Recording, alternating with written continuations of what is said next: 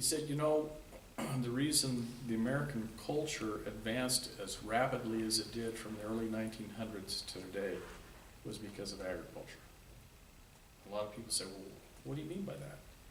Well, if you go back over 100 years, most families, a lot of families had a cow in the backyard or a garden, and they spent a great deal of their time figuring out where they would get food, and then they did their jobs.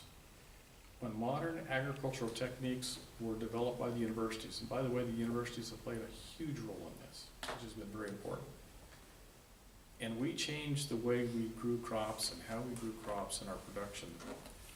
We were able to allow the typical middle-class family to stop worrying about having a cow in the backyard and go in the garden and go in the grocery store and get all the food they need.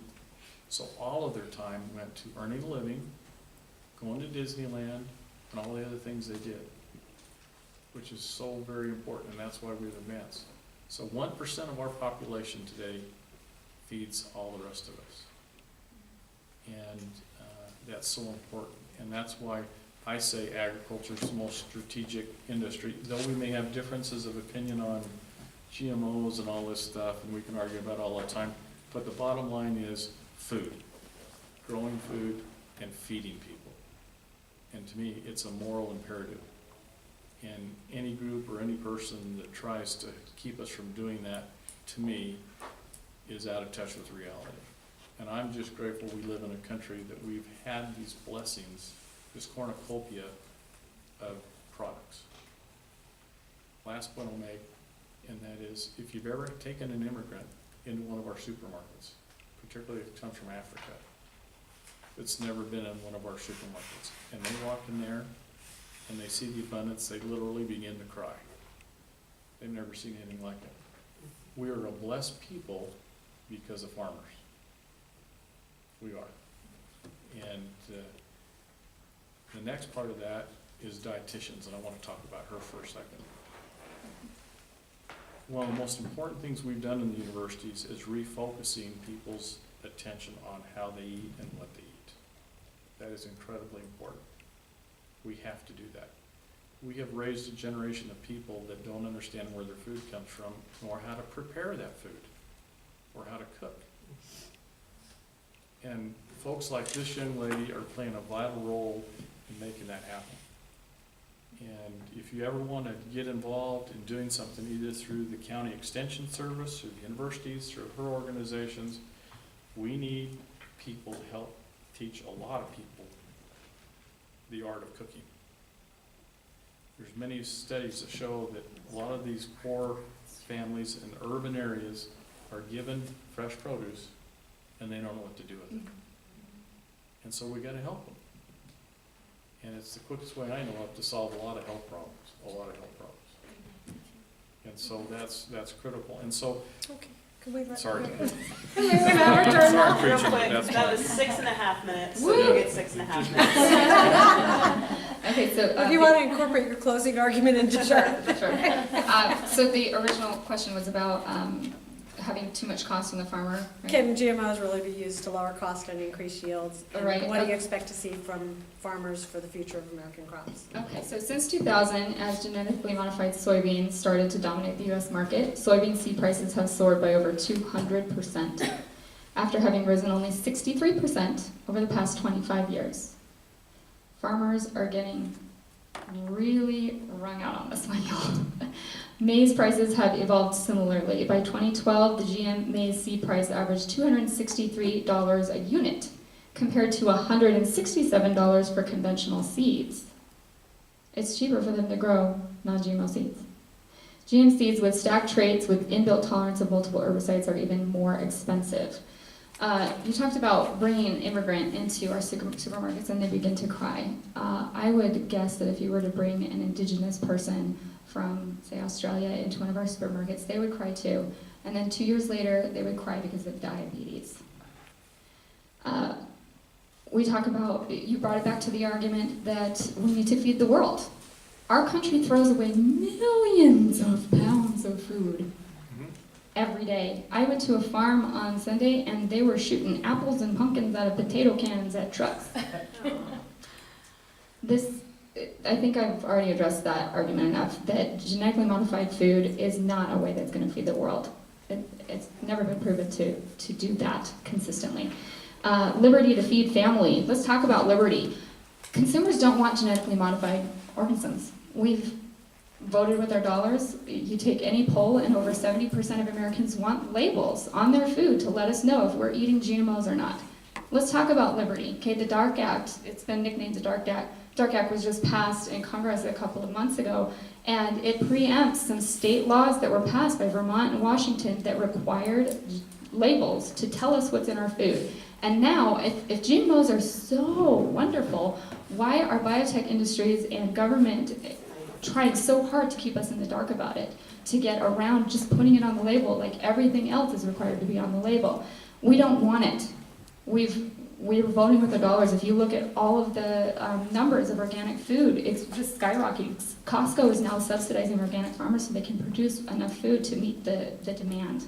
Okay, it's like I invited you over to my house and I tell you I want to give you some tea, and you say, no, I don't want any tea. And I say, well, you're going to have some tea because it's good for you and it's going to feed you. It's going to feed the world. Have some tea. And you say, no, I don't want any tea. I say, no, you're going to have some tea. Okay, that's the same argument that's been used to explain consensual sex so people don't get accused of rape. And America is being raped on this. We don't want it. We've told them that we don't want it, and they keep on pushing it on us. Europe doesn't have it. And the people of Europe aren't saying, give us genetically modified foods, we want them. They're not asking for it. Let's see, the cheapest food in the world. I'm not going to go into that rabbit hole of crop subsidies, but the reason why our food is so cheap is because us, the taxpayers, are paying for it. The government is subsidizing farmers who grow monocrops, genetically modified foods, to make them cheaper in the supermarket. So the government is subsidizing junk food. They're subsidizing diabetes. Our tax dollars are paying farmers not to produce enough food. Wrong. Well, Wrong. okay. Our tax dollars are paying farmers when they don't make the yields that they expect. We're their insurance plan. That's why our food is cheap. If the government subsidized healthy food, salads would be on the dollar menu and hamburgers would be $6. That is the truth. If you've never heard of government farm subsidies, please do some research about the 2008 Farm Bill. That bill was supposed to rein in farm subsidies, and all it did was expand it to the tune of $25 billion a year. These checks are going out to wealthy landowners that aren't even the farmers. These checks are being sent to addresses in New York, Los Angeles, and Miami. These aren't farming communities. These landowners own the farms, and the farms aren't getting them. 64% of farmers, small potatoes farmers, not the big monocrop GMO farmers, they don't even get farm subsidies. So why do we even have it? We're trying to help the American farmer? No, we're helping big business. It's corporate welfare, basically. Well, yeah. Well, okay. Now we've gone from GMOs to corporate welfare for farmers. And I'm going to go back to what I said before, and that is agriculture is the most important strategic industry we have in America today. And the reason is because we feed people. Now, the fact that there is food being wasted is not the farmer's problem. The problem is with local governments who, for example, restaurants will prepare foods that they don't serve. They have to throw it away. They can't give it to the food banks. We're going to try and run the bill this year in the legislature to correct that problem. 1/3 of the waste that goes into our landfills is food, because a lot of the regulations that local governments have enacted do not allow us to get that food out to the poor and the needy. We're going to try and correct that in Arizona, because that is a waste and it needs to be done. You know, as one of those farmers that grows cotton and wheat and alfalfa and cattle, the products that we produce feed and clothe the world. The alfalfa we produce is fed to dairy cows and to beef cattle. And that alfalfa is fed to those dairy cows, and they produce milk for the world, for our children, for the school lunch program.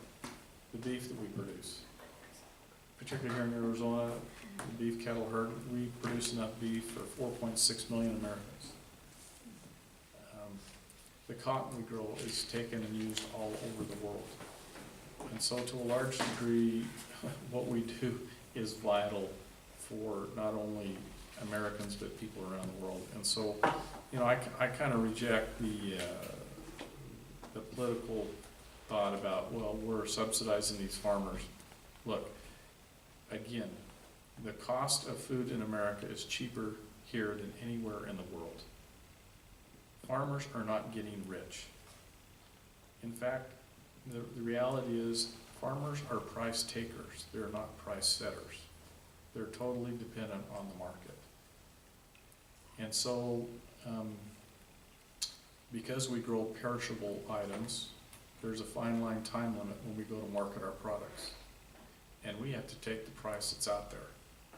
Right now, we're in price deflation in this country, and farmers are struggling because the cost of water and the cost of all of our products that we use has gone up, and the retail, or not the retail, but the wholesale price that we're getting for our products has gone down. I'll give you a good example. Our cattle. A year ago, fat steers on the market were bringing $1.65 a pound for 1,500 pound steer. Today, it's 86 cents. Calves that we were selling a year ago for $2.25 a pound, today $1 a pound. Our pickups have gone up in price. Our gasoline, well, it's come down. But all of the things that we buy to put into our farming operations have gone up. A tractor today that you need in order to farm with is $235,000, $240,000. An 8-row cotton picker is $500,000. And so the capital investment for farmers is huge, but the return is very little. So a lot of people say, well, why do people stay in farming? Well, it's a genetic deficiency, as my dad says. And so there's some years we do well, some years we don't. If there was any group of people to subsidize, it's farmers, because they feed us. And so I will not apologize for the farming community for getting help from the government, because it has been that way from the very beginning. And the reason government has invested in agriculture is because they know that they don't want to be dependent on China for their food. Do y'all want China to be your producer of food? No. Mexico? All the other countries? They don't have the environmental regulations we have. They don't have the food safety regulations that we have. We're so far above all the rest of the countries, it's unbelievable. So I appreciate your concerns, but we'll just have to agree to disagree. Okay. And At this time then, if so we could go ahead and open your up questions. for questions from the audience, and then we'll do about 15 minutes of questions, and then a 2-minute closing argument from each. Do we have a question over here? Yes, I was wondering if you could speak to the 155 acres that, of land that was bought just in Avra Valley or something like that, just above Tucson. It was bought by Monsanto, and they're supposedly going to be building a greenhouse on it to grow GMO crops. But the rumor is that it's going to be for GMO marijuana. Can you speak to any of that? Really? We know they bought the property, and we know they're gonna have a greenhouse. What they're growing in it, where did you hear they're gonna grow marijuana? It's just out there, and you know, people talking and looking into it. Well, hopefully the proposition will not pass. I probably shouldn't have said that, but to a large degree, yeah, they're gonna build a greenhouse and they're gonna do whatever they do, but I don't know about the marijuana. That's pretty far-fetched. Yeah, there's pretty strict regulations. Now, why you don't want to support 205? This gets back to I agriculture. don't think that was part of the Wait, GMO can I discussion. speak You about do that? that and then I'll talk about Okay, 205. so Monsanto is, they're planning on putting in greenhouses, and they are asking for tax breaks, corporate tax breaks to be able to put that in, and they're asking for farm subsidies as well. This community would have to pay for Merianne would have to pay for it. And they're not creating jobs. They're only planning on employing about 30 people. So it's not in the consumer's interest to have Monsanto in our backyard. And there are specific actions that you can take to stop this from happening on our website at GMOFreeAZ.org. We've posted some action items that you can take. Just for my closing arguments, I wanted to say that if you want to have a voice in this debate, please vote with your dollars. Mr. Killian mentioned that they're not getting very good prices for their beef anymore, and I would venture to say it's because it's not in very high demand. Organic food is in higher demand, and it's showing, the numbers are going that way. So please vote with your dollars, and then get active. The Organic Consumers Association sends me text alerts and emails whenever there's a bill that impacts our food, just in general, up for vote, and you can write your senators and your congressmen, and I think I called the president a couple weeks ago too. So there's lots of things that you can do. You're not powerless. You've been convinced that you are, and you're not, so please get involved. And then real quick, as far as 205, let's try and get through the questions in the audience, and then if you wanted to speak on that at the end, let's Sure. do Yeah, that. close it. Okay. Yeah. Okay. Wendy? Organic food is great, but it's so expensive. And what's being done to like get the price down? Is it just a supply demand thing? There's not enough demand for it? And so that's why the, Great question. Okay, so there is a greater demand, so the prices are coming down. Nutrient by nutrient, they are cheaper. As I mentioned, you're getting way more nutrient density, so therefore you're going to be less hungry sooner.